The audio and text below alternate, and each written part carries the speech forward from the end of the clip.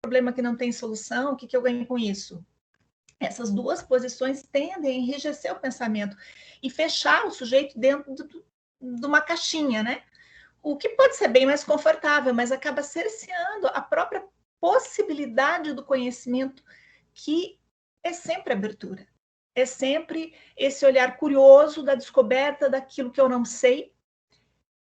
E por que não, do próprio questionamento daquilo que eu acho que eu sei. É nesse espírito, então, que eu quero convidar vocês para a gente pensar juntos, para a gente refletir, para a gente dialogar, porque o que eu tenho para oferecer para vocês não é nenhuma verdade absoluta. É um ponto de vista.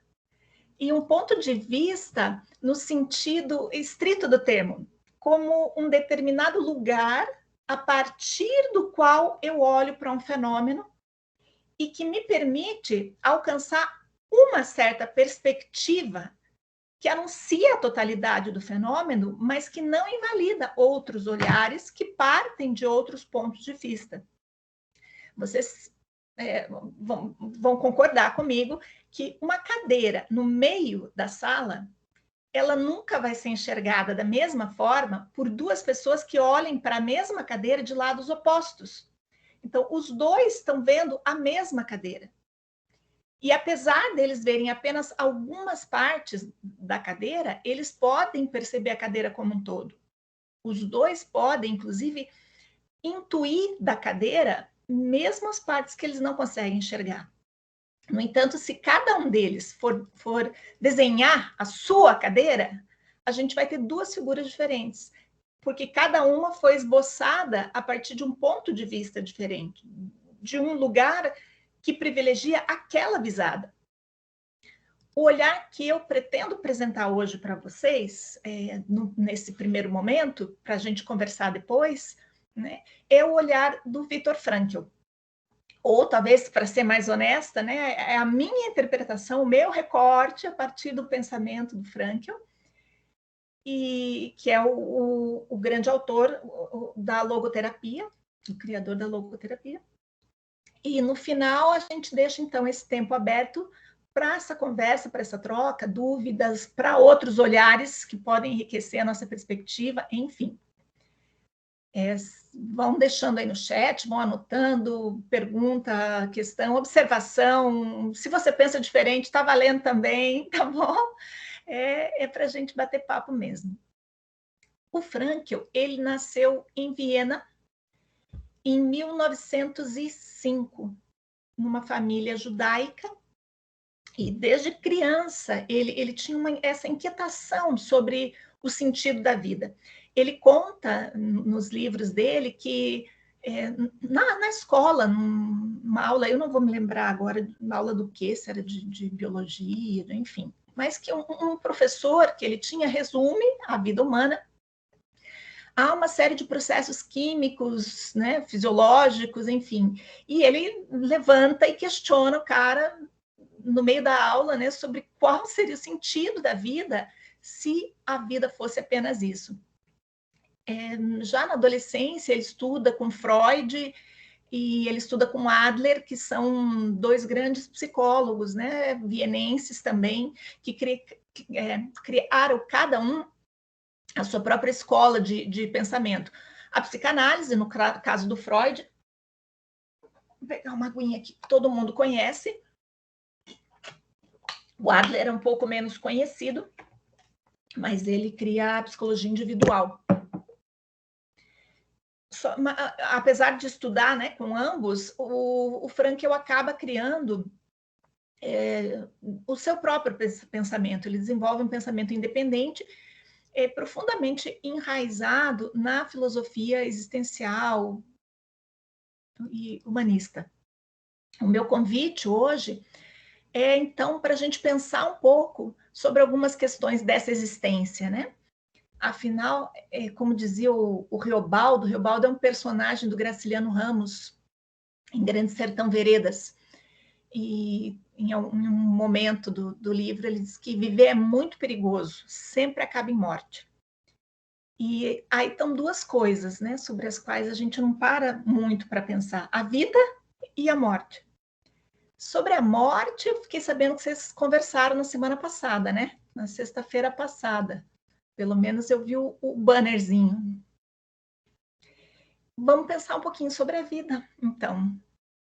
Para Heidegger, que é um dos grandes filósofos da existência, o ser humano é um ser aí. Ou seja, nós somos desde sempre lançados na existência, no mundo da vida, onde a gente acaba vivendo de um modo que o Heidegger vai chamar de um modo inautêntico, porque na maior parte do tempo a gente é levado irrefletidamente pela correnteza, por esse fluxo contínuo da vida que simplesmente vai acontecendo, vai se desdobrando sem que a gente se dê conta. Como se durante a maior parte do tempo a gente fosse um personagem da nossa própria história e não o autor. E o problema da gente não parar para pensar nisso, o problema é que, né, se a gente não parar para pensar nisso, isso não vai mudar o fato de que em alguns momentos, ou mais tarde, a gente vai bater de frente com a vida. Em outros, com a morte. A vida dificilmente ela vai se contentar de seguir os nossos planos. Ela escolhe o seu próprio caminho, completamente à revelia de qualquer tentativa de controle. Está aí a pandemia que não nos deixa mentir, né? A gente está passando por um evento mundial que deixou isso muito claro, né? Completamente escancarado, desmascarando qualquer ilusão de controle que a gente pudesse ter. Quando o Lico me convidou para essa conversa, eu comecei a viajar na maionese, pensando, né, sobre o que eu ia falar, conversar aqui com vocês. E pensamento é um negócio que dá cria, gente. Ele se reproduz, ele se retroalimenta e vai se desdobrando em mil direções, enfim. A gente acaba tendo que fazer escolhas, porque afinal de contas, somos todos humanos e, portanto, sujeitos a esse recorte temporal que limita as nossas possibilidades, né? E a gente tem que escolher abraçar alguns temas, deixar outros de lado. Mas escolha é um negócio complicado, porque escolher uma coisa envolve sempre abrir mão de outras tantas que podiam ser, né, no lugar daquela. Quando o João escolhe namorar Maria, ele está abrindo mão de todas as outras centenas de garotas com quem ele podia estar se relacionando. Pelo menos se a gente estiver considerando esse costume antigo, né, questionado hoje em dia por muita gente, mas que ainda é bastante prevalente na nossa sociedade, que é o das relações monogâmicas. Enfim, a gente adora a ideia de liberdade, né, de poder escolher fazer o que a gente quiser.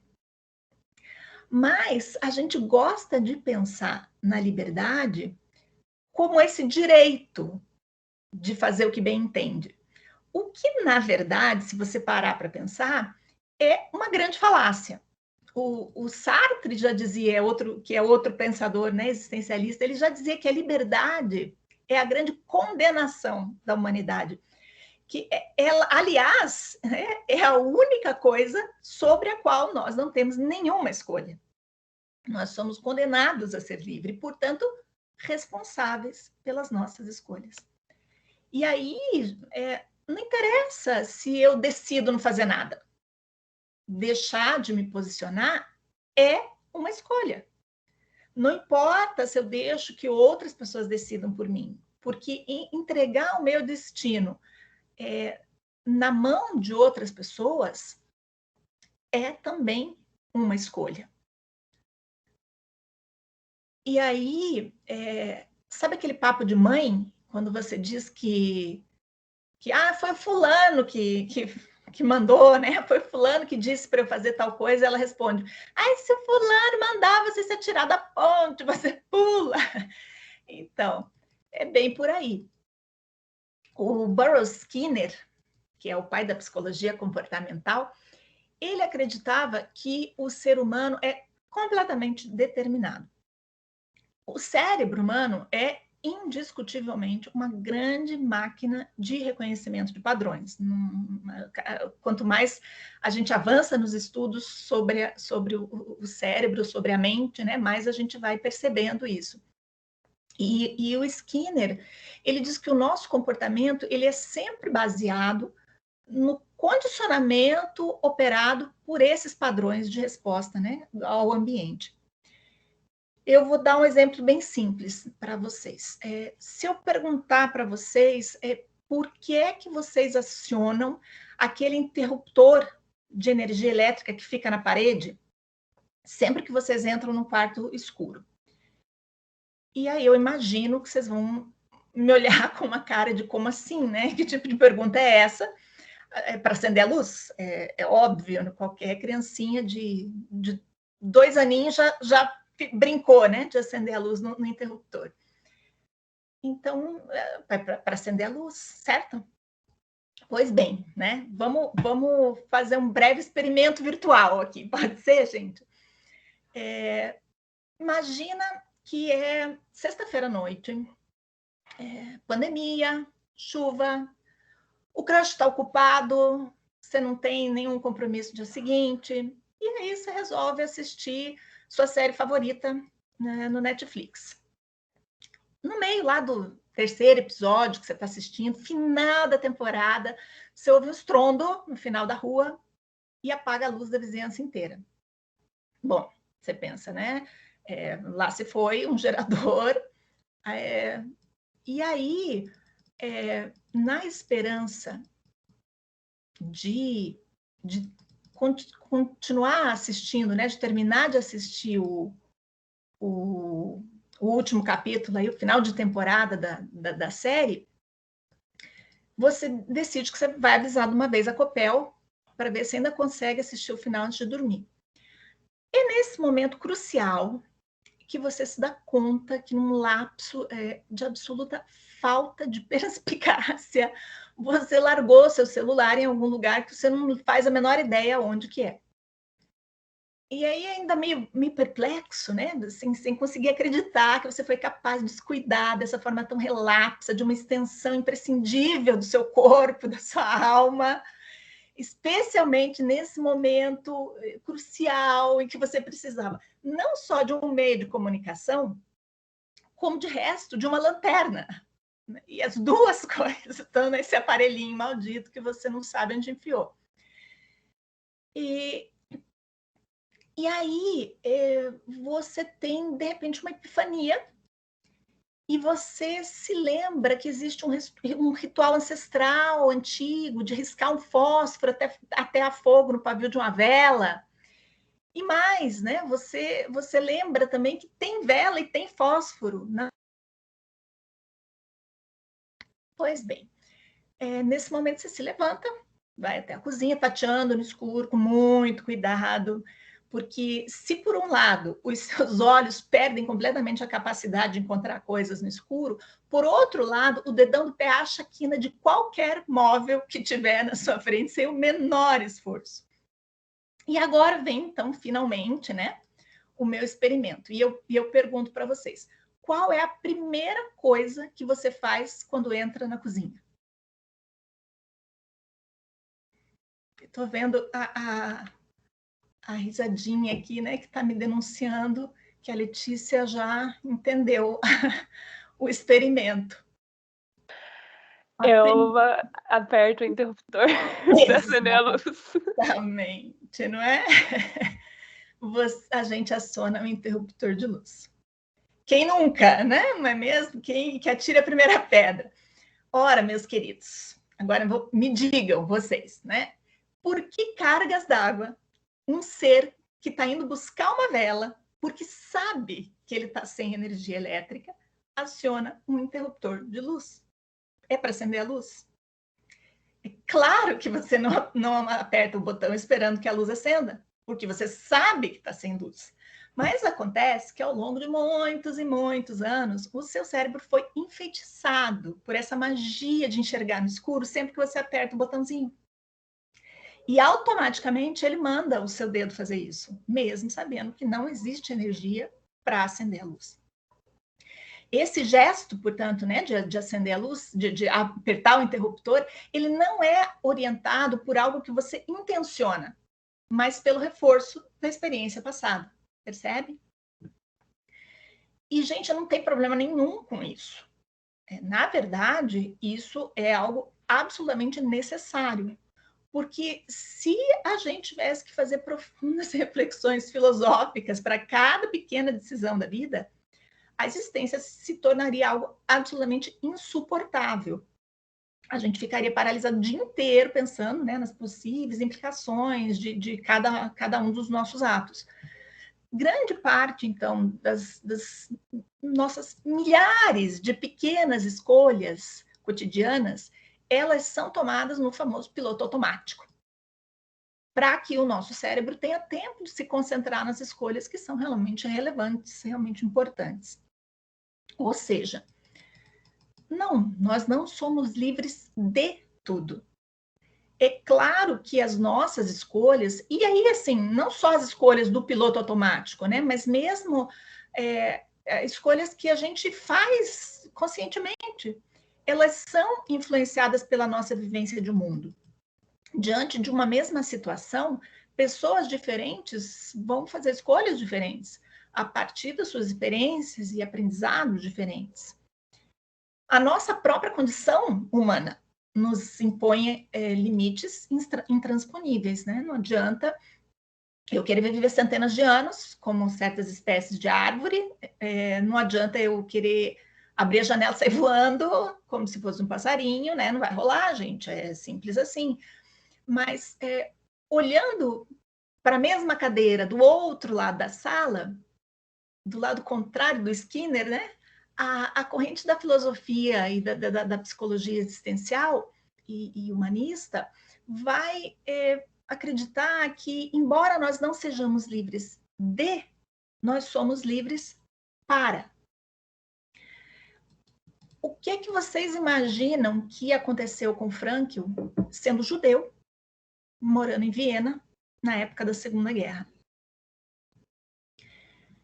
Ele teve, né, a oportunidade de viajar para os Estados Unidos, mas como ele não podia levar os seus pais, seu irmão, sua irmã, ele escolheu permanecer na Áustria. E com isso ele acaba sendo capturado pelos nazistas e ele passou por 4 campos de concentração, incluindo o campo de Auschwitz, né, que é o mais famoso, que a gente conhece mais. Quando ele chegou nos campos, ele tinha... Muita gente acha que foi o tempo que ele passou nos campos de concentração que levou Frankl a desenvolver a teoria dele. Na verdade, ele já chega no campo com um manuscrito das suas ideias, né? Da sua teoria.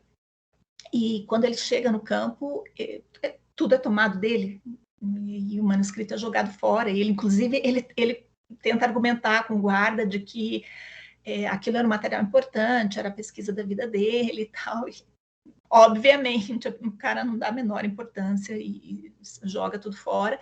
Ele passa, inclusive, grande parte no campo de concentração com pedacinhos minúsculos de papel, tentando recompor, né, as ideias do livro. E embora houvesse assim, apenas uma chance mínima de sair com vida, o Frankl decidiu que era para essa chance que ele ia olhar, e não para tudo mais que estava à sua volta. E, na verdade, ao longo do tempo, ele percebeu que as pessoas que tinham um propósito na vida eram as que tinham mais chances de viver.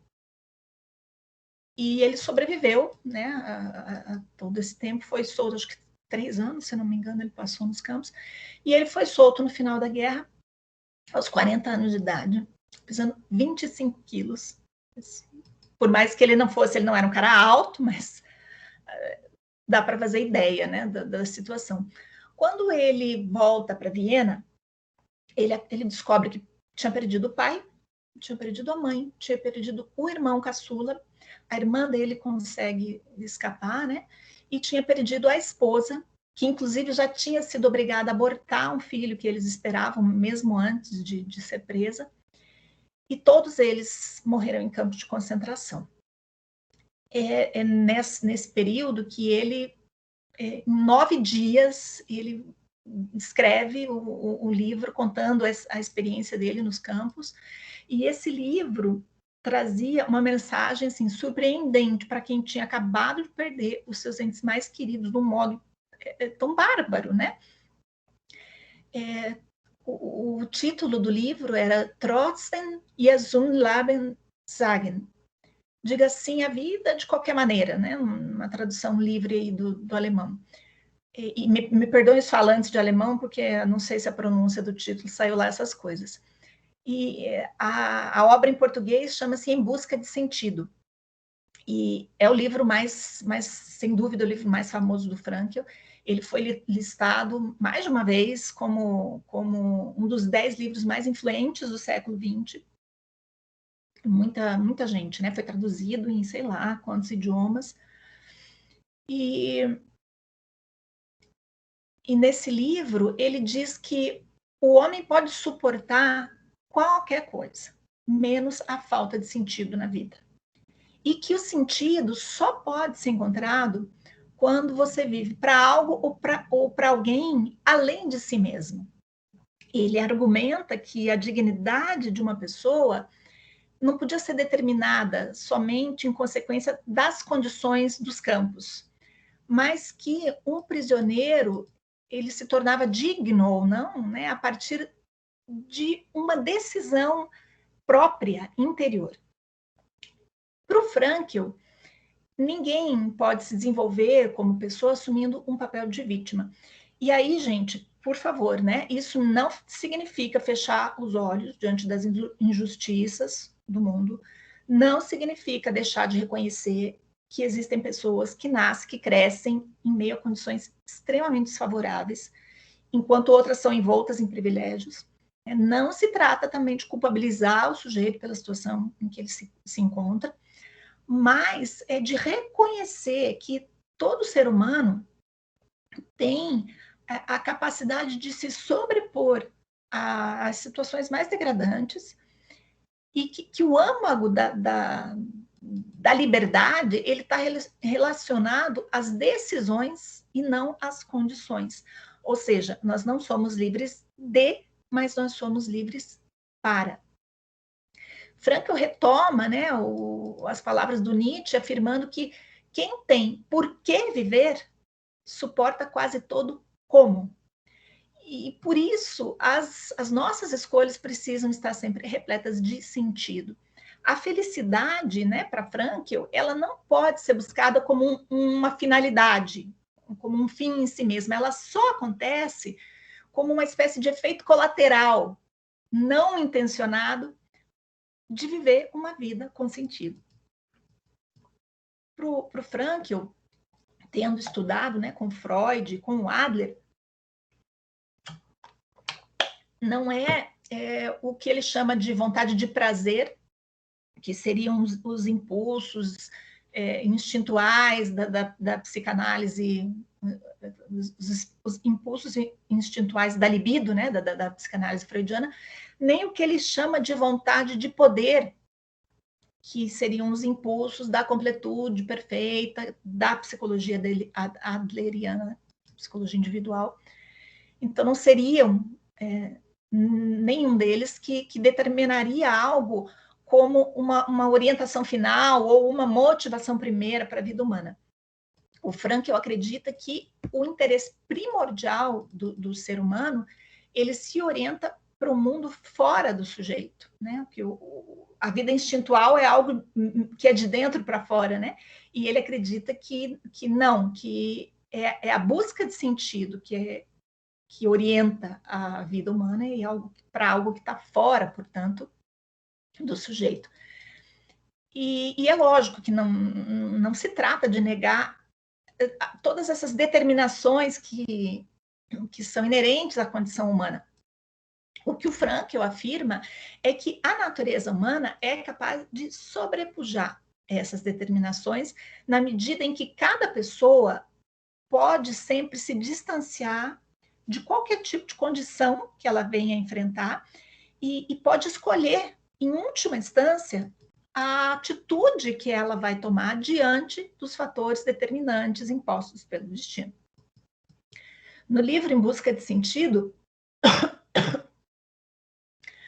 Frankl resgata um pouco dessa experiência que ele viveu nos campos de concentração, e ele diz que, submetidos às mesmas condições de privação extrema e aparentemente sem possibilidade de escolha, alguns homens se revelaram porcos, ele usa essa expressão, enquanto outros se tornaram santos.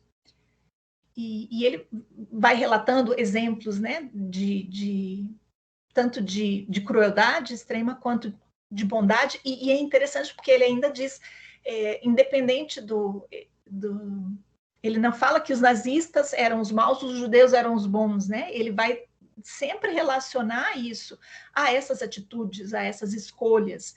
E tanto você vai encontrar soldados nazistas que tiveram atitudes de benevolência, né? Como você vai encontrar judeus que tiveram atitudes de crueldade. Enfim.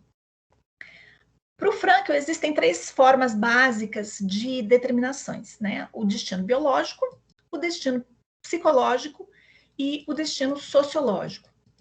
Quando a gente fala em destino aqui, a gente está falando daquilo que existe de fatal, de inescapável na vida, né? Aquilo que foge ao poder da vontade e sobre o que a gente não tem nenhuma influência, ok?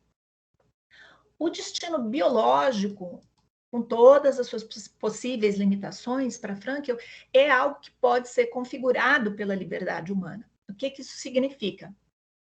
Significa que não, né? A gente não pode desconsiderar o destino biológico, mas a gente deve focar precisamente naquilo que é possível atingir a partir dele. Tem um exemplo bem atual que a gente pode usar como uma ilustração para entender isso, que é a história do Stephen Hawking. Quem que assistiu aí o filme A Teoria de Tudo? Quando o Hawking tinha 21 anos, ele descobre que ele sofre de uma doença motora degenerativa e essa doença vai paralisando o seu corpo gradualmente ao longo da vida, né? Quando ele morre com 76 anos, ele só se comunicava por um dispositivo gerador de fala que era acionado por um único músculo da bochecha. É óbvio que ele tinha muitos recursos à sua disposição e a maioria das pessoas não vai ter acesso aos mesmos recursos. Ainda assim, é absolutamente admirável a forma como ele lutou contra a doença por mais de 50 anos, sem que isso tenha impedido que ele se tornasse um dos cientistas mais conhecidos da atualidade. Nos escritos do Frankl, ele comenta um caso assim, análogo, né, lá na época dele, e diz que alguém assim, né, se tivesse apenas seguido o seu destino, terminaria a vida vegetando num asilo. Em relação ao destino psicológico, o Frankl vai se opor ao determinismo, né? E a ideia de que o homem é basicamente fruto dos seus processos instituais ou condicionantes, né? Ou melhor dizendo, ele vai se opor àquilo que ele chama de pandeterminismo. Você sabe que o prefixo pan se refere à totalidade. E então ele não nega que há determinações, e ele diz, inclusive, que a liberdade da vontade significa a liberdade da vontade humana. E essa é a vontade de um ser finito. Ou seja, né, não se trata de negar essas contingências, às quais a gente está invariavelmente sujeito, mas de acreditar na capacidade e na liberdade humana para tomar uma atitude diante delas. Para a gente entender, ele usa o exemplo de um barco à vela.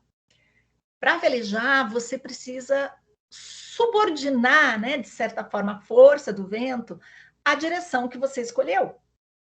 E isso faz com que você consiga, inclusive, navegar contra o vento. E Frankl vai dizer, então, que do mesmo jeito que o velejador não pode escolher a direção que o vento vai soprar,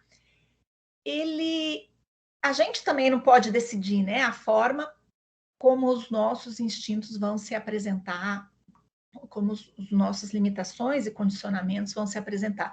No entanto, a partir daquilo que nos acomete enquanto fato psicológico, a gente pode decidir livremente de que modo que a gente vai administrar a influência dessa energia pulsional na nossa vida, da mesma forma que o velejador administra o vento a seu favor. Assim, não seriam os instintos ou os condicionamentos psicológicos em si que se tornariam relevantes, né? Mas a atitude assumida diante deles. E, especialmente, a própria capacidade de tomar essa posição, que é precisamente aquilo que nos diferencia dos animais, que não têm condição de agir independentemente dos seus instintos.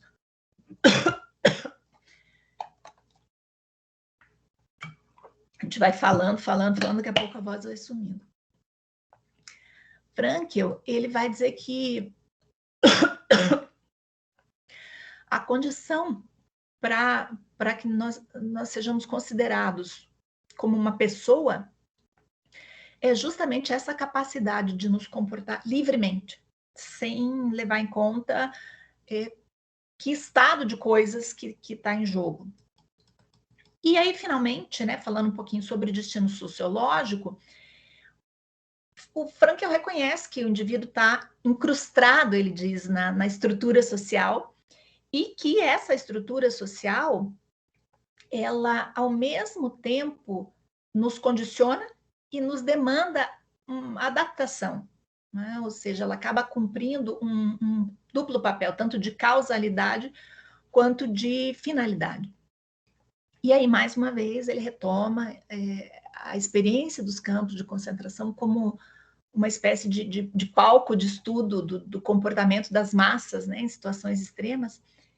E ele vai dizer que a privação extrema na vida dos campos de concentração gerava nos presos o que ele chama de uma espécie de regressão a uma estrutura bem primitiva de instintividade, que é voltada quase que exclusivamente a repercussões de fome, frio, falta de sono, né? Que as pessoas estavam privadas de absolutamente tudo. E que isso acabava modelando um certo tipo de alteração de caráter que era bem típico dos campos, era bem típico, ele teve 4 campos, né? Ele observou isso, que era, por um lado, de apatia e, por outro lado, de irritabilidade. E diante de toda essa deformação da existência, né, que é produzida num contexto como esse, ele vai se perguntar, então, se ainda assim o homem seria responsável por aquilo que o campo fez dele. E como sobrevivente dessa experiência, ele mesmo responde, né? Mesmo no meio ambiente socialmente tão estreito como esse, e a despeito das limitações sociais impostas à sua liberdade pessoal, eu estou citando literalmente o Frankl, ainda resta ao homem aquela derradeira liberdade com que, de um modo ou de outro, consegue configurar a sua existência. Ele vai lembrar que existem narrativas de muitos exemplos, frequentemente heróicos, de pessoas que não se abateram, não sucumbiram a essas leis aparentemente onipotentes, né, dos campos, mas que foram capazes, a partir do seu espírito, de resistir ao desenvolvimento desses sintomas físicos e anímicos que supostamente seriam fatais e irreprimíveis. Em resumo, o Frankl declara que, como neurologista, como psiquiatra, ele tem plena ciência das contingências, das determinações biológicas, psicológicas e sociais que são impostas aos indivíduos. Por outro lado, como sobrevivente de 4 campos de concentração, ele se afirma testemunha do grau inesperado de capacidade que sempre permanece no homem, né, de resistir às piores situações e de enfrentar essas situações corajosamente. Nas ciências da saúde, tem se falado muito do ser humano como um ser biopsicossocial. Imagino que vocês devem ter ouvido já essa expressão, né? E Frankl, ele vai falar de uma dimensão que está para além dessas. Ele diz que a essência do ser humano reside no seu espírito. Afinal, o homem é o único ser que busca sentido na existência. E, portanto, né, as condições biopsicossociais, elas podem determinar o que uma pessoa tem, mas nunca o que uma pessoa é, ou o que ela pode vir a ser. Porque o espírito humano, ele é sempre capaz de organizar e de instrumentar essas condições para que elas atuem como um suporte expressivo dessa dimensão espiritual.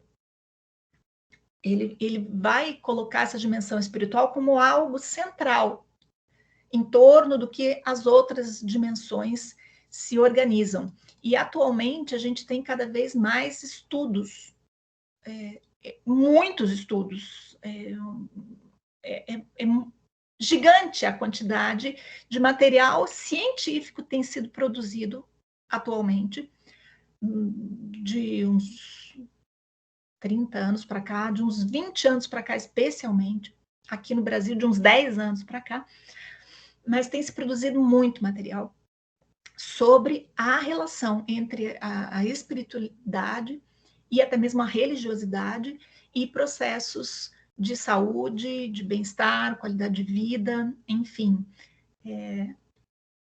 Isso aí dá assunto para mais uma conversa. Se vocês quiserem, outro dia a gente fala sobre isso.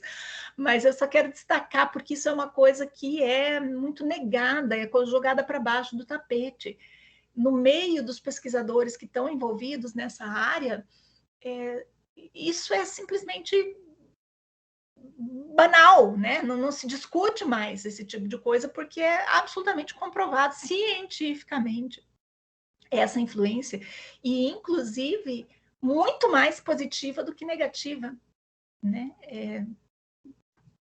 80% das vezes, aproximadamente entre 70% a 80% das vezes, positiva essa influência. E, é claro, pode ser negativa também, né? Mas a gente não fala disso. No caso de toda a teoria do Frankl, quando ele está falando de espírito aqui, ele não está atribuindo nenhuma conotação religiosa, embora a dimensão espiritual possa acolher essa dimensão religiosa, elas não se identificam na teoria do Frankl. O ser humano, para ele, possui essa capacidade, né, de se autodistanciar das determinações físicas, psíquicas, sociais, e escolher de forma livre e responsável a atitude que ele vai assumir diante delas, e apesar delas. É justamente nessa capacidade única aí de refletir sobre si mesmo e sobre a própria existência que vai nos colocar diante da questão do sentido. Frankl diz que, na verdade, não é a gente que deve perguntar pelo sentido da vida. Na verdade, a gente precisa reconhecer que a vida, sim, está sempre nos indagando, está sempre nos perguntando, né? Sempre nos desafiando. Ele afirma também que o ser humano possui uma espécie de autocompreensão que é ontológica, é pré-reflexiva, e que é capaz de intuir que a autorrealização acontece justamente na medida em que você se esquece de si mesmo. E que isso ocorre na mesma medida em que você se entrega ou a uma causa a qual você serve, ou uma pessoa a quem você ama. Segundo Frankl, a gente pode encontrar sentido na vida por meio de valores de criação, valores de vivência ou valores de atitude. Os valores de criação eles estão ligados àquilo que nós deixamos no mundo, àquilo que a gente realiza, àquilo que a gente constrói. Sabe aquelas pessoas que têm um senso de missão, que estão sempre deixando a sua marca, na profissão, no trabalho voluntário, na arte, não importa, né? Não importa também se é uma contribuição, é algo notável ou algo absolutamente comum, né? Da ordem do trivial, do ordinário. O que importa é que esse tipo de posicionamento dá sentido à vida do sujeito. Os valores de vivência, eles dizem respeito àquilo que a gente recebe do mundo, né? As experiências que a vida nos proporciona, as pessoas que a vida nos oferece para amar. E os valores de atitude são aqueles que colocam à prova a nossa própria humanidade. Como a gente já conversou aí um pouquinho, né? Eles se mostram nessa postura que a gente assume diante do que não podemos mudar, na capacidade de assumir uma atitude de amor, de perdão, dignidade, resiliência, onde reside, então, a verdadeira liberdade, que é a liberdade da vontade. Não a liberdade de, mas a liberdade para. Como dizia o Sartre, não importa o que a vida fez de você, mas o que você faz com aquilo que a vida fez de você. Nessa autotranscendência, né? nesse sair de si para além de si, que reside, portanto, o verdadeiro sentido. Quando a gente se volta para alguma coisa, para além de nós mesmos, que excede os limites da nossa própria existência. Seja essa relação, né, com a natureza, com o universo que dá suporte à nossa vida, seja essa relação com o outro, no qual a gente se reconhece, né, que é esse tu a quem a gente se dirige, que nos constitui na nossa singularidade, seja ainda com o grande outro, com o tu eterno, o absoluto, na forma que ele assume para cada um de nós. Enfim, esse movimento para além de nós mesmos, na direção dessa transcendência, é o que nos torna genuinamente humanos e pode nos lembrar, afinal de contas, quem nós somos, né? O mundo é repleto de possibilidades. A gente está cercado o tempo todo por milhares de possibilidades. Mas, por definição, a possibilidade, ela é sempre um vir a ser, sem concretude, enquanto a nossa vida é da ordem do tangível. É preciso, portanto, que uma escolha transforme as possibilidades em oportunidades. Por isso, mesmo que uma escolha implique sempre em abrir mão de alguma coisa, ela é também a única forma de trazer à existência aquilo que ainda não é. A escolha, ela elege uma possibilidade dentre muitas, né, para tornar presença. E a gente não pode deixar que essas escolhas passem pela vida sem revesti-las de sentido. A dimensão espiritual, diz o Frankl, né, é o eixo da nossa humanidade, em torno do qual as demais dimensões vão se organizar. E aí volto a dizer, né, o conceito de espírito aqui não tem uma conotação de caráter religioso, embora a dimensão espiritual possa acolher a religiosidade, elas não se confundem. E Frankl fala ainda, né, sobre que a dimensão da religiosidade, ela está dentro, né, dessa coisa mais ampla da espiritualidade, do espírito humano, da dimensão espiritual, na medida em que ela busca por um sentido último para a existência. E que a gente não tem como saber se existe um sentido último ou se a vida é completamente desprovida de sentido, E ele dá o exemplo, inclusive, de um macaco que toma uma injeção, né, dolorosa para a produção de uma vacina, por exemplo. E que o macaco não tem nenhuma condição de entender o sentido daquela experiência dolorosa pela qual ele está passando, porque o mundo humano é absolutamente inacessível para ele. E aí, do mesmo jeito, ele propõe, né, esse que a gente pense, será que o nosso próprio mundo não é sobrelevado por um outro mundo ao qual a gente não tem acesso e no qual as nossas dores teriam sentido? E é lógico que cientificamente não tem jeito de você comprovar nem que existe um sentido último, nem que não existe. Mas ele afirma ainda que é uma decisão existencial, porque você pode jogar aí o peso da sua existência e decidir viver como se a vida tivesse esse sentido último.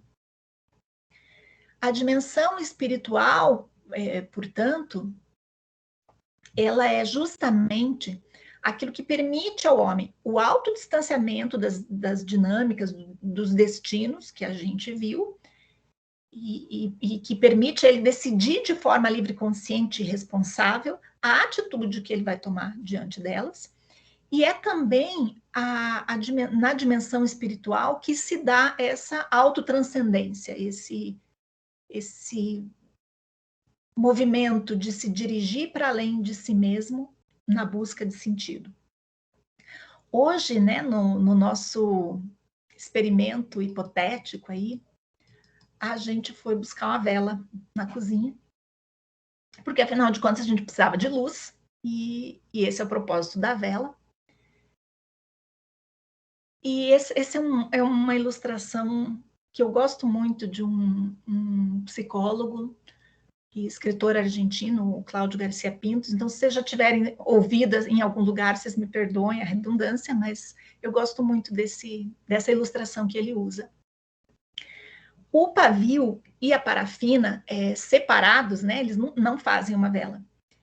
A vela, quando você acende o pavio da vela, a cera que está no topo da vela, ela derrete e ela é absorvida pelo pavio.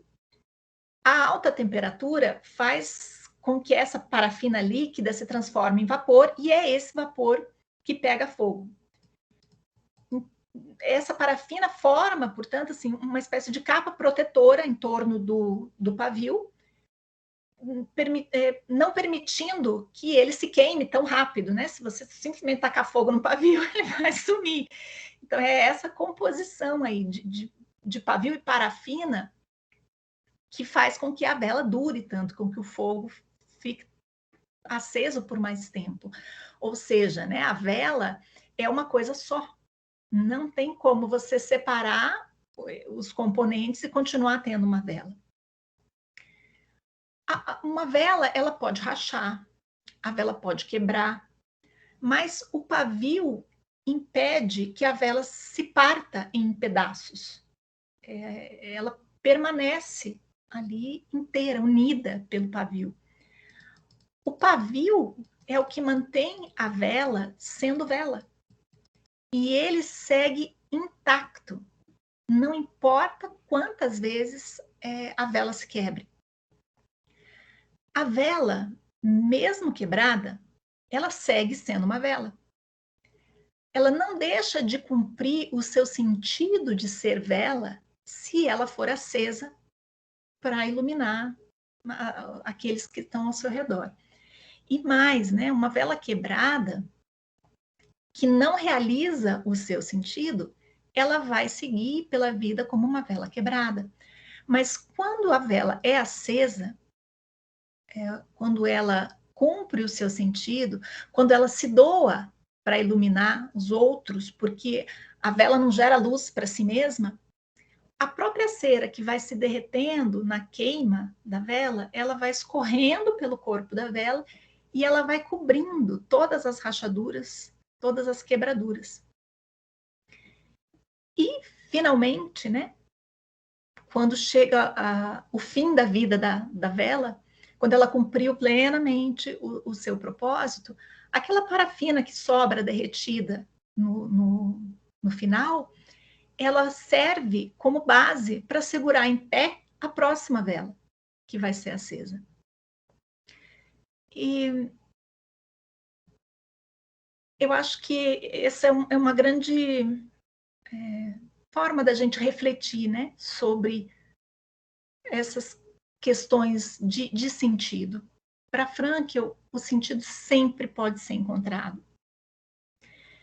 E ele não só diz respeito a esse sentido último da existência, mas o sentido concreto de cada experiência concreta pela qual um ser humano concreto, né, passa. E a gente não pode se perder, né, no meio dessas muitas demandas da vida.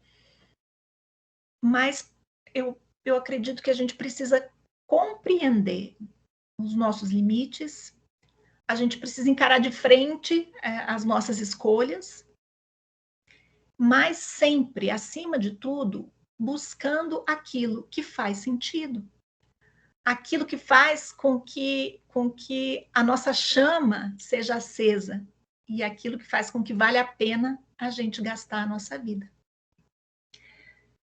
Gente, era isso que eu tinha para, né, para repartir aí com vocês nesse primeiro momento de contar para vocês um pouquinho, né, das coisas que eu tenho estudado, com as quais eu tenho me envolvido, enfim, nesse momento de dar, né? Agora, eu queria abrir para um tempo da gente conversar, para um tempo aí de troca, para aquilo que vocês têm para trazer, para perguntar, para acrescentar, para discordar, enfim, abrir esse tempo para a gente bater um papo aí.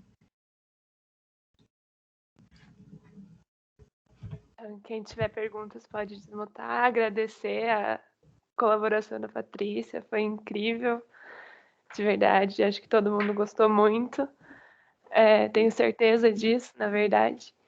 E aí, quem tiver dúvidas, é só levantar a mãozinha, abrir o microfone, se puder abrir câmera também. Isso aí.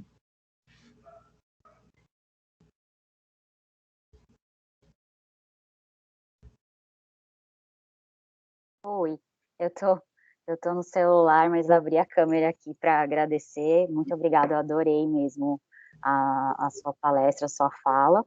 E eu conheci há pouco tempo a logoterapia e me interessei muito, para mim faz muito sentido, mas eu fico com uma dúvida muito grande com relação a como isso vai, todo esse discurso, toda essa ideia da construção da logoterapia vai funcionar com uma pessoa que está muito doente, depressiva, como fazer com que isso não soe uma cobrança do tipo, é só você querer que você vai melhorar, que você vai conseguir, sabe? Uhum. Na verdade, eu acho que faz muito sentido, né, essa sua questão, Gabriela, e eu acho que essa é uma forma bem rasa da gente trabalhar com a logoterapia, porque a ideia não é nunca, né, em tempo algum, você cobrar isso da pessoa. Isso, não, eu tô pensando se isso não vai chegar para ela desse jeito, sabe? Pode, né? Depende de como você vai colocar isso, depende de como você vai manejar isso, como você vai lidar com isso.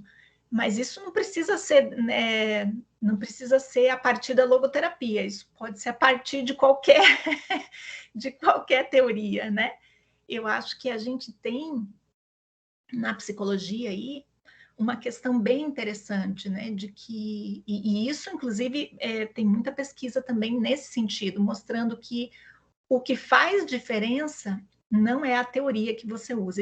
A teoria vai fazer diferença para o psicólogo, não para o cliente, né? O paciente, seja lá como você queira chamar.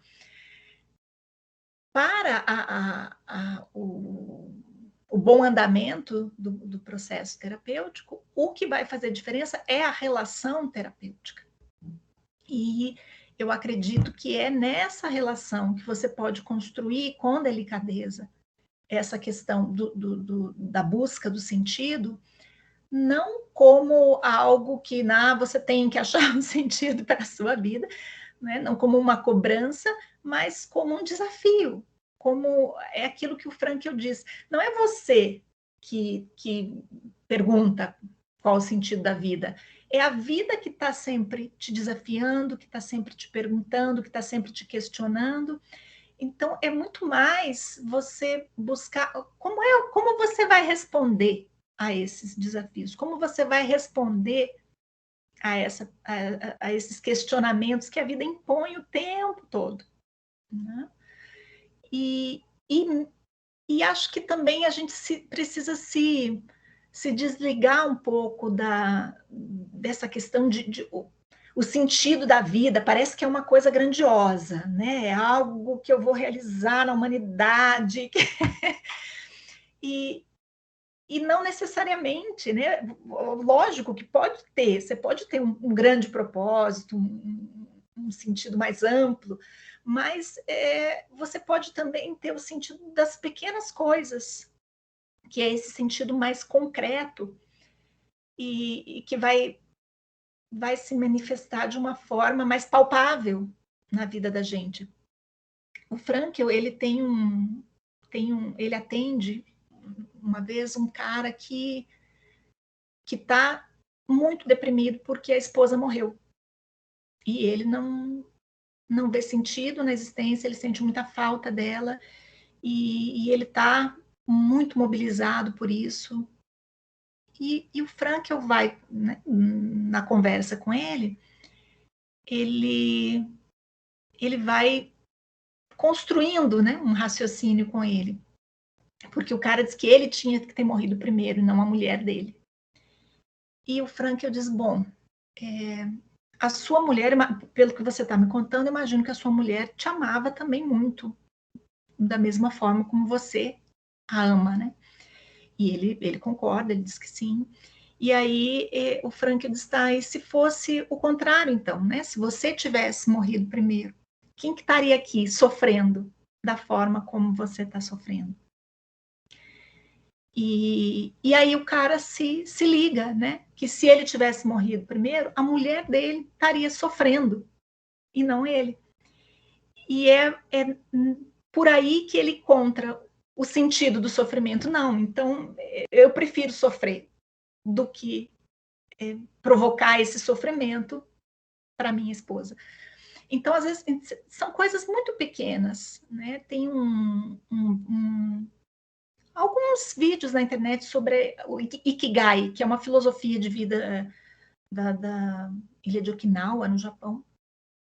O Ikigai é assim, a razão pela qual você se levanta da cama todo dia.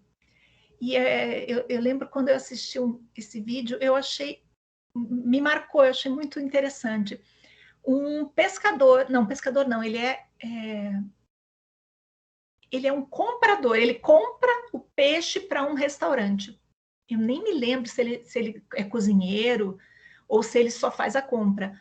Mas aquilo para ele está velhinho já e ele continua indo, acordando todo dia, às 4 horas da manhã, porque ele tem que ser o primeiro a chegar no mercado para escolher o peixe para o restaurante, porque ninguém sabe escolher um peixe do jeito que ele escolhe.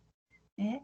É essa coisa, é isso que tem de único, que só você pode fazer. Só eu vou amar os meus filhos da forma como eu amo, né? Ainda que, sei lá, eu poderia ter morrido e meu marido podia ter casado de novo e uma outra pessoa poderia ter criado os meus filhos e criado com amor, mas jamais da forma como eu amaria os meus filhos, né? A gente tem sempre esse algo de único, esse algo que é só seu e que eu volto a dizer, não está ligado a uma grande coisa, mas a essas pequenas coisas do cotidiano. E acho que talvez essa seja a sacada, né? A ideia não é você tratar isso como uma cobrança, mas você calçar os sapatos da pessoa, né? Você caminhar junto com ela nessa descoberta, você acompanhar. Nenhum ser humano pode dar sentido para outro ser humano. Cada um precisa descobrir, né, o seu próprio sentido, mas você pode caminhar junto com a pessoa nesse processo terapêutico, né, para que ela encontre o sentido. É muito mais um suporte, muito mais esse olhar atento que pode lançar pequenos desafios do que... Não sei se eu te respondi. Super, respondeu muito. Obrigada. Imagina. Eu acho que está sempre na troca, né? A coisa está sempre na relação.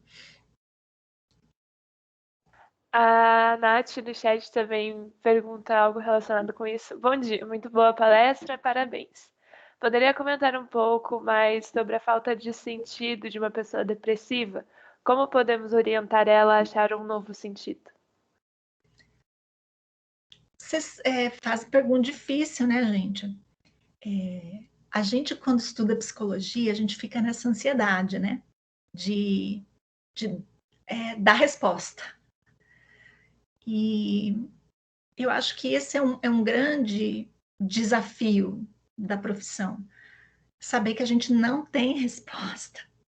Né? Mal e mal, eu vou saber lidar com a minha própria vida. Que dirá com a vida de uma outra pessoa, né? Que está sentada, que de resto eu converso 1 hora por semana, né? Tem todo o contexto, né, de vida dela, e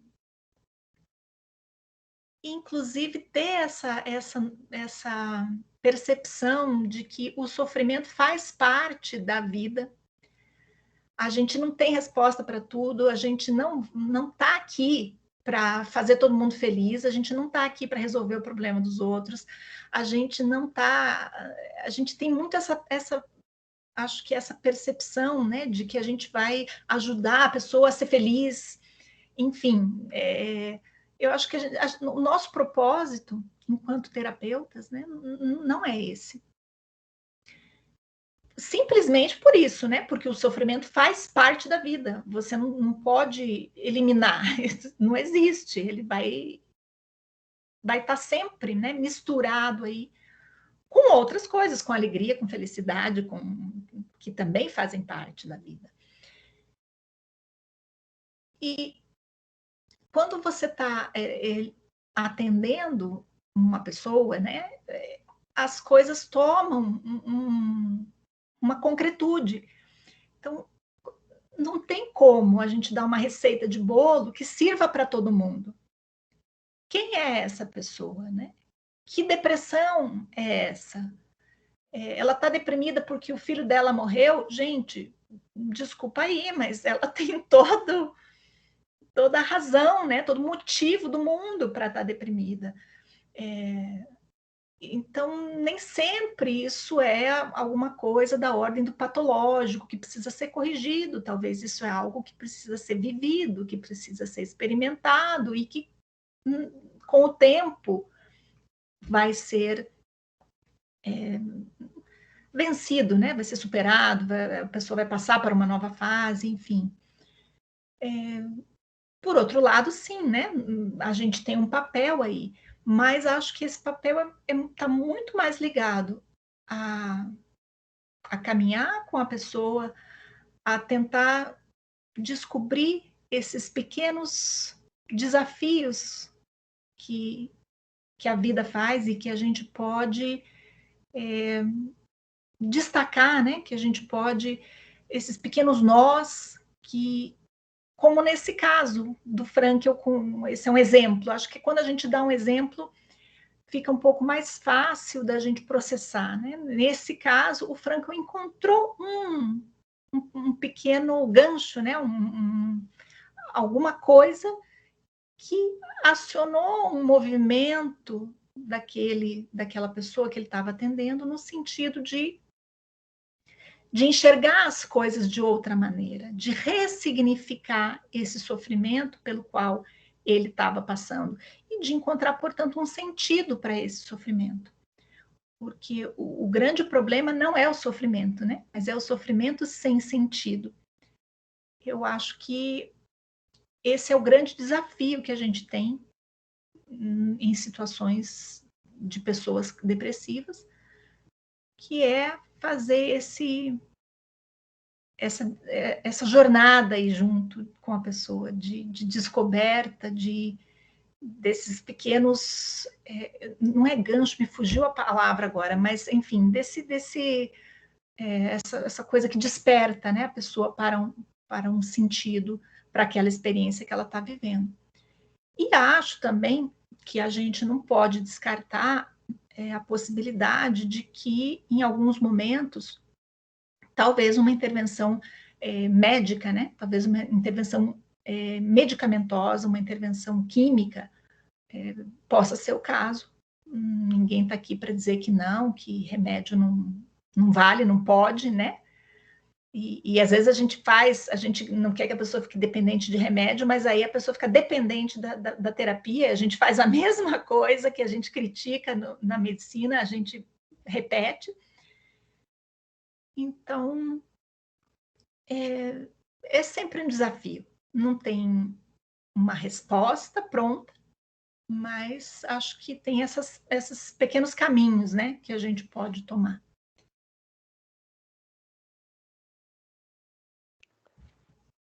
Ela disse maravilhoso, obrigada. Eu queria que você conversasse, talvez resumidamente, porque eu imagino que seja bem complexo, mas um pouco sobre o que é a psicologia anomalística, porque eu nunca tinha ouvido falar nesse termo. Tá. Você está falando isso por causa da comissão, né? Do conselho. Então, essa comissão foi criada esse ano e nós somos 2 coordenadores na comissão, Fábio e eu. A psicologia animalística é bem mais a praia do Fábio. A minha questão de pesquisa, onde eu tenho campo, onde eu tenho me envolvido, é muito mais da psicologia da religião. Mas, assim, de uma maneira bem geral, embora eu não seja especialista no assunto, a psicologia anomalística, ela vai lidar com todos esses fenômenos, né, que são inexplicáveis, que saem da ordem do comum, da ordem do ordinário. Mas todo tipo de coisa que você imaginar, né? Poltergeist, experiência de quase morte, premonição, vidas passadas, enfim, todos esses fenômenos que se manifestam e que a gente não compreende, eles vão ser objetos de estudo da psicologia anomalística. Então, não se trata também, assim como na psicologia da religião, né? Você não vai questionar a veracidade ou não dessa ou daquela religião.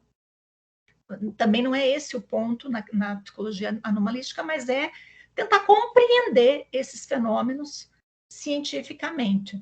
Eu quero ver se eu acho aqui, eu tenho até na revista do Conselho, vai sair um artigo que a gente escreveu, exatamente assim, dando uma pincelada bem breve sobre isso.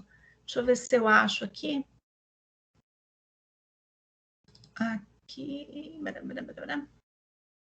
Aqui, ó.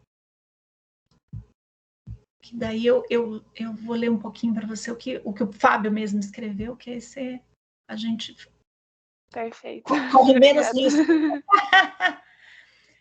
Ele fala, né, por exemplo, numa sessão de terapia, onde uma pessoa relata que o filho dela dizia que ia morrer, e que alguns meses depois, ela sonha também, né, com um acidente, com um caminhão. O filho, o menino, mostrava medo de carretas, né, e em algum momento o fato realmente acontece, um caminhão desgovernado quebra o muro da casa, invade a casa e mata o filho dela. E, inclusive, é por isso que ela está buscando a psicoterapia, né? E aí, o que você faz? Que é essa mesma questão, né? A pessoa está com depressão, o que eu faço? Falar, não sei, né? Depende, enfim. Como é que você considera esse tipo de situação no contexto terapêutico? essas experiências são raras, é uma coincidência, tem alguma coisa subjacente aí.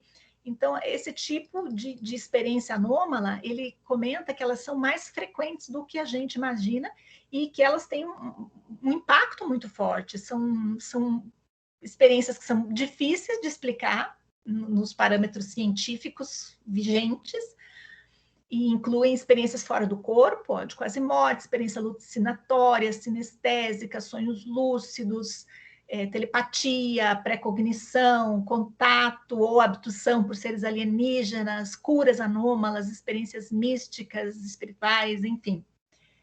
Então, a psicologia anomalística vai estudar essas experiências sem considerar, né, a priori, que existe um fenômeno anômalo causal relacionado a essa experiência. Então, ela vai entender essas experiências como experiências subjetivas, que são interpretadas como experiências anômalas pelas pessoas que as vivenciam, e que são experiências que impactam, né, a vida das pessoas, as crenças das pessoas, inclusive as crenças religiosas, que impactam as atitudes, as decisões, as perspectivas sobre o mundo, sobre os relacionamentos. E tem também um outro campo da psicologia anomalística, que aí busca avaliar se existem realmente fenômenos anômalos subjacentes a algumas dessas experiências. E aí esse é um enfoque mais ontológico, e ele está, assim, bem controverso, né? Que é um campo aí que tem bastante pesquisa experimental, que indica algumas evidências estatísticas em favor aí da existência desses fenômenos, mas que é um campo bem controverso ainda. O Fábio fala, né, nesse artigo que no Brasil, aproximadamente 85% das pessoas relata já ter vivido algum tipo de experiência, né, anômala. Então, é uma prevalência bem alta, né? Diz que no mundo é mais ou menos 50%, no Brasil, 85%. Então, é mais ou menos por aí. Que legal, obrigada. Imagina, imagina. Mais alguma pergunta, pessoal? Mais algum comentário? Inclusive, enquanto o pessoal pensa aí, se você tiver interesse, né, nesse esquema da psicologia anomalística e tal, a USP tem um laboratório de pesquisa, o Interpsi. Eles trabalham tanto com a psicologia anomalística quanto com a psicologia da religião. É o laboratório mais antigo de pesquisa nesse campo no Brasil, e eles têm um trabalho bem sério, bem importante nessa área. Então, se você entrar lá joga aí no Google, né, Interpsi, se entrar lá, fuçar, tem vídeos, palestras, né, várias coisas nesse campo. Vou dar uma olhada. É bem bacana, é bem interessante. E para quem se interessa, né, por essas questões aí relacionadas à espiritualidade, saúde, tem um pessoal em Minas Gerais, na Universidade Federal de Juiz de Fora, que hoje é o maior centro de pesquisa no Brasil sobre espiritualidade e saúde. Eles estão lá no campo da medicina, da psiquiatria, mas eles têm um diálogo bem grande com a psicologia, inclusive eles têm muitos vídeos, eles acham que tem mais de 300 vídeos gravados falando sobre isso. São vídeos curtos, assim, tem às vezes palestras mais longas, de 1 hora, de meia hora, mas tem muito vídeo, assim, de 10 minutos, 15 minutos, falando sobre temas nessa área aí, com, assim, os maiores pesquisadores aí no mundo, inclusive. Eles trazem muita gente de fora. Então, também NUPES, é o Núcleo de Pesquisa em Espiritualidade e Saúde. Então, também se vocês procurarem no Google NUPES, ou a TV NUPES no YouTube, na TV NUPES é onde vocês vão encontrar os vídeos, né? No site do NUPES vai ter outros materiais também. Também é bem interessante, gente. Se vocês estiverem aí de varde, né? Como diz o povo, sem ter o que fazer da vida, entra lá e começa a assistir alguma coisa, por curiosidade. Vocês vão ver que é um campo muito interessante, um campo que está crescendo, No Brasil, a gente tem 92% da população declarando pertencimento religioso. Isso é uma questão que vai aparecer em algum momento na sua carreira profissional aí. Se ainda não apareceu, vai aparecer, você pode ter certeza. E que a maioria dos psicólogos não tem a menor ideia do que fazer com isso. Né? Faz cara de paisagem, muda de assunto rapidamente para não ter que dar conta. Enfim, é um campo bem bacana, bem interessante para quem tiver curiosidade aí. Vale a pena, nem que seja assim, para dar uma sapiada, né? Para você saber que existe. Legal. O pessoal está aqui no chat agradecendo, né, super satisfeitos com o tema aqui, te agradecendo, palestra maravilhosa. E eu gosto muito do existencialismo, sabe? Acho que isso justifica a minha satisfação pessoal e a quantidade de vezes que eu te agradeci, sabe? E provavelmente vou te agradecer ainda. Eu acho que toda fala existencial é sempre um aprendizado, sabe? Eu acho que a gente se enriquece muito com o conteúdo do existencialismo, né? E as suas vertentes ali é sempre muito bom. Isso soma-se ao fato também da gente ter dois professores fantásticos existenciais, que é a professora Sara Campagnaro e o professor Wallenstein Passos. Então, eles também, sabe, trazem muito disso para a gente, são professores sensacionais e enriquecem muito as turmas por onde eles passam, sabe? É muito, muito bacana mesmo. Eu vou aproveitar, pedir para o pessoal para abrirem as câmeras. Tem mais umas perguntinhas aqui. Deixa eu ver aqui. O Fernando levantou a mão também. Vamos esperar ver o que o Fernando tem para nos dizer. Então, bom dia, Patrícia. Bom dia. Então, incrível essa palestra, parabéns. Eu fiquei assim impactado com todo o jeito de você conduzir. Né? Fiquei muito satisfeito. Teria uma outra pergunta a fazer, mas daí com essa tua última colocação eu vou mudar a minha pergunta e daí eu vou em cima dessa psicologia anomalística que você fala, como que o profissional pode identificar um caso de fenômeno ou será se o cliente ali é um esquizofrênico? Porque esse é um assunto bem polêmico, né? Porque, na verdade, como lida com crenças pessoais, e essas crenças pessoais acabam meio que atrapalhando algumas situações e não entendendo o todo do contexto, não é? Sim. Essa questão do diagnóstico diferencial, né? De você conseguir localizar isso aí, é uma questão bem importante, bem debatida. E volto a dizer, né? Em termos de psicologia anomalística, eu não sou nenhuma grande especialista, mas de uma forma geral, eu acho que a gente precisa muito mais do que identificar essas coisas, do que catalogar essas coisas. Se o sujeito é esquizofrênico, se o sujeito é bipolar, se o sujeito sei lá o quê. Do meu ponto de vista, né, não importa. O que importa é qual o sentido dessa experiência na vivência do sujeito. Como é que isso está organizando ou desorganizando a vida da pessoa? Como é que isso está? O que isso está falando da pessoa? O que isso está mostrando da pessoa? É uma pessoa que tem um modo de ser no mundo que é diferente do meu, mas nem por isso a gente precisa necessariamente, né, rotular, identificar. Muitas vezes isso é um processo prejudicial. Tem um vídeo bem interessante da Eleanor Longden no YouTube. É um TED. Sei lá, 18 minutos, né? 20 minutos, um TEDzinho, bem bacana. A Eleanor Longden, ela é diagnosticada com esquizofrenia no início da faculdade, e esse diagnóstico, assim, atrapalha completamente, desorganiza completamente a vida dela, porque todo o procedimento realizado a partir daí é um procedimento para que ela pare de ouvir vozes, né? Ela começa assim, né, ouvindo vozes, e ela passa, então, por todo esse processo tentando eliminar essas vozes. E daí ela vai contando como, na verdade, ela só se acha, ela só se reestrutura como pessoa na medida em que ela aprende a ouvir essas vozes. O que essas vozes estão querendo dizer para ela? Bem interessante, o vídeo eu não vou contar tudo, senão dá spoiler, né? Aí ninguém vai assistir. E o que é mais bacana é que ela vai se tornar psicóloga, né, depois desse diagnóstico.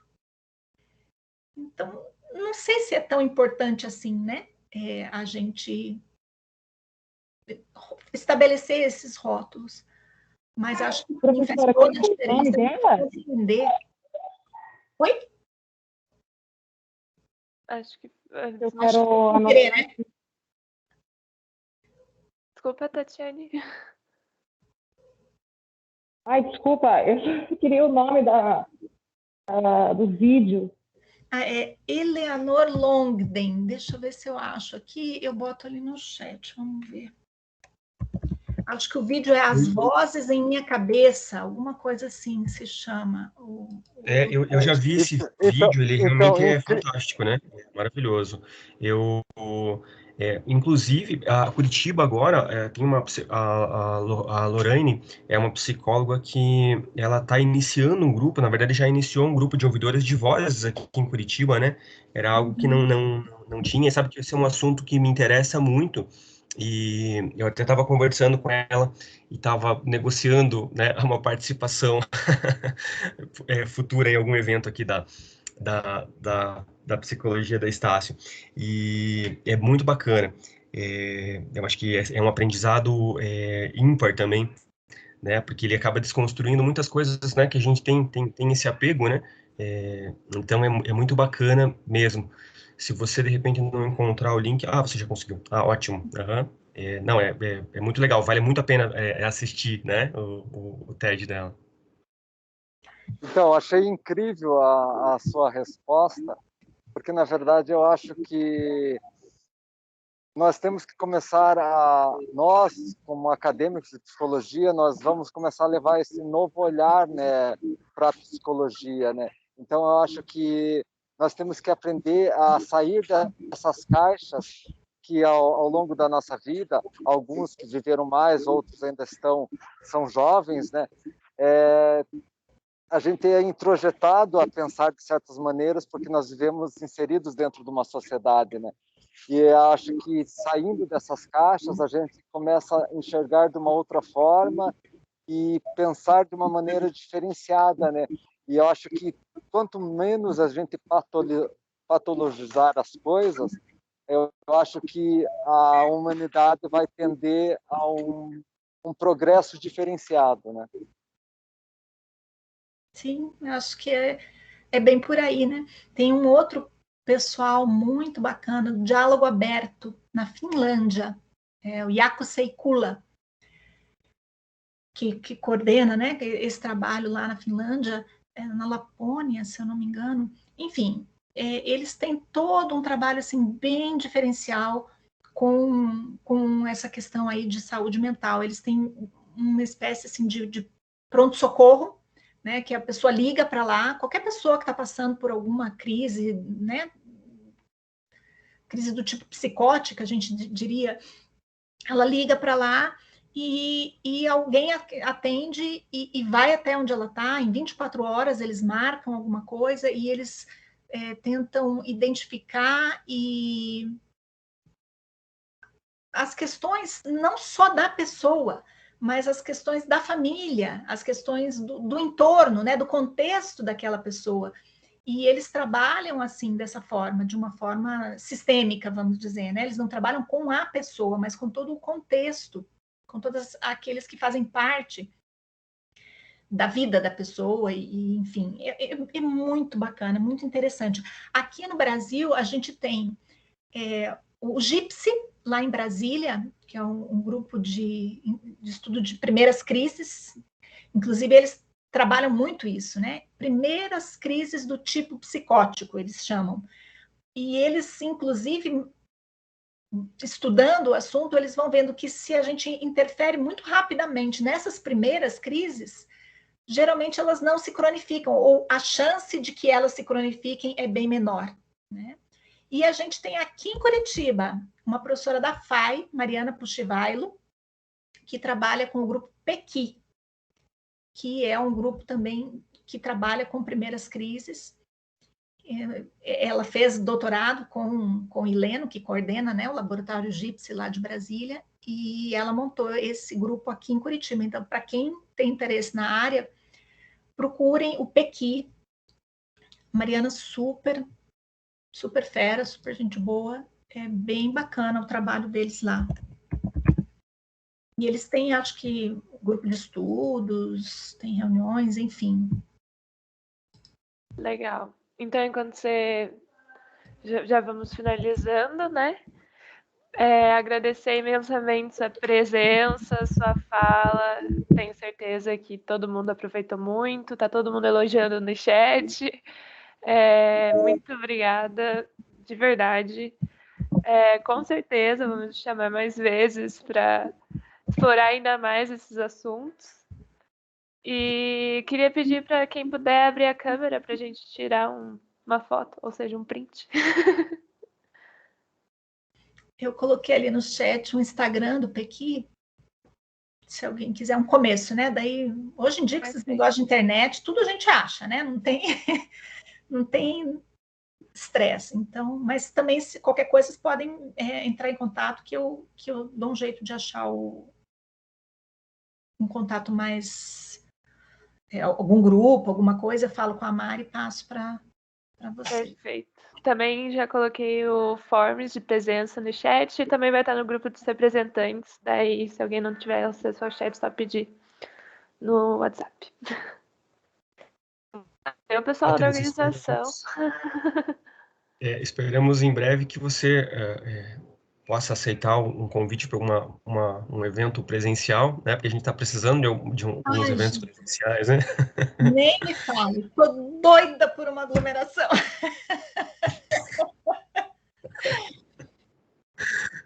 E já fica aberto o convite, espero que ano que vem, né, tudo caminhe para a melhor direção. Só para finalizar, tem uma frase que acho que engloba muito do que você disse, esse último assunto, que é uma frase que eu adoro do Viktor Frankl, que é atribuída a ele, né, que diz que podem roubar tudo de um homem, salvo uma coisa, a última das liberdades humanas, a escolha da atitude pessoal frente a um conjunto de circunstâncias para assim decidir o seu próprio caminho. Eu adoro essa frase, sabe? Acho que ela é muito... tem uma profundidade muito grande. Então, eu acho que, sabe, conecta tudo que foi dito na palestra. Eu sei que você está cansada de escutar meus agradecimentos, mas, mais uma vez, muito obrigado. Imagina, isso não cansa, não. Obrigada a vocês pelo convite, mais uma vez. Abram as câmeras, pessoal, para a gente registrar esse momento maravilhoso. Lincoln, por favor, abra sua câmera.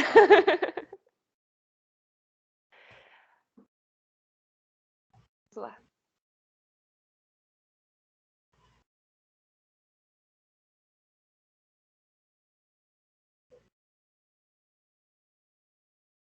Perfeito, pessoal. Então é isso, acho que todo mundo aqui vai sair daqui repensando a própria vida.